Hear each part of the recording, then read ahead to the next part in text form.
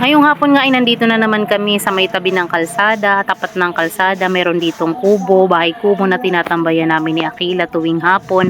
Kadalasan nga ay nandito kami para maiba yung mood niya kasi kapag hapon na ay talagang medyo boring na rin siya sa bahay at kailangan ko na siyang ilabas para makakita naman siya ng mga sasakyan, ng mga taong dumadaan sa kalsada. At eto nga, nagwalis-walis muna kami para naman matuto siya kahit papaano.